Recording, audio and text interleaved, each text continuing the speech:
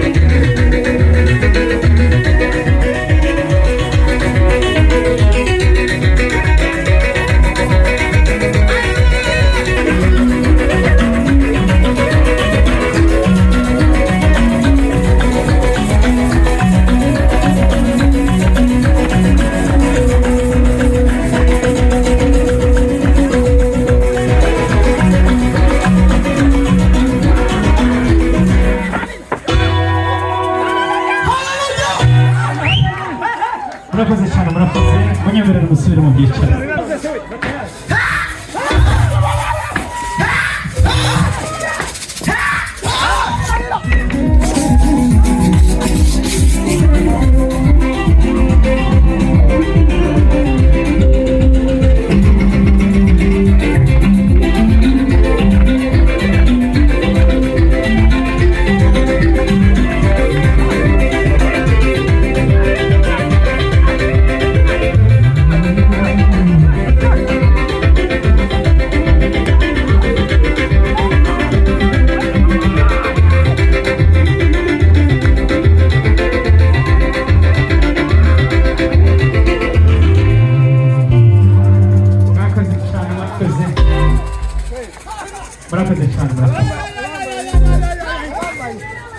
abageni garso efedo ne megera abageni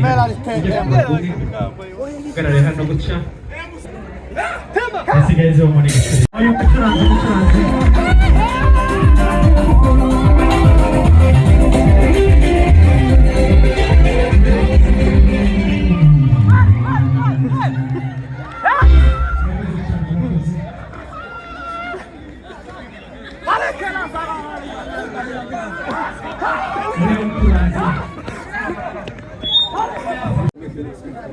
data duciye bugufi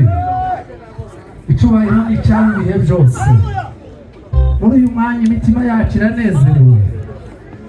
kubyara ni kimwe kurera ni ikindi no gushingira ni ikindi turagushimiye ko ari wowe watanze bano bana imiryango yabo ugategura uyu munsi umunsi udasanzwe umunsi w'akataraboneka Bibiliya iravuga ngo ubukwe bwubahwe na bose kuko ni ubw'agaciro uyu ni umushinga wawe utaratangijwe n'abantu warabyikoreye wenyine ushingira Adamu na Eva uravuga ngo si byiza ibyo wabonye ko atari byiza si twe twobyita byiza uravuga ngo ni byiza ko abana bubaka turagushimiye ko washoboje ababyeyi baba bana ubaha imbaraga ubaha ubushobozi babatoza Imana ntibaca inyuma y'itorero nabyo biri mu gukorwa byatangiye kera n'ubu uko birakorwa ugashaka ko abana bereka ababyeyi ibirori kugira ngo babashimishe babereke ko bareze batanze indero nziza nushimwe kuri iki gikorwa turagushimiye wakoze ibikorwa byinshi bakigeza ku babyeyi ababyeyi barumvikana bahana umunsi ari uyu nguyu baciye muri murenge barasezeranye mu buryo bwa leta ibi yawe kubiyamiriza abantu batari bake n'imbere yawe kukubwira ko ubishizeho icyemezo cyo kwemeza ko abaye umugabo n'umugore tugeze hano kubwo kuza kuvuga amashimwe y'ibikorwa bitandukanye wakoreye ababyeyi baba bana ndetse n'ababana tuguhaye ikaze wabanye natwe warahabaye kuva mbere wahabaye mu gitondo wahabaye mu rusengero naha muri uyu mwanya tujemo nabo tuguhaye ikaze wabibonye ko byaturenze ariko bane natwe uduha imbaraga turabizi kuri hano ukomeza uganze utegeke wimirigiza n'ikibi cyose mu izina rya Yesu Kristo ubushake bwawe ari bwo bukoreka uganze mu mirimo yose weyuri gisa n'ikibi ikitaguhesheje icubahiro kitaje kugushima turagiheje muri biteraniro mu izina rya Yesu Kristo Mwuka wera naza ganza tegeke urakoze kuko imirimo yose tuyikize mu biganza byawe komeza udushoboze kandi utuyobore kubwa Yesu mukiza wacu amen. murakoze cyane mwicaye n'ubundi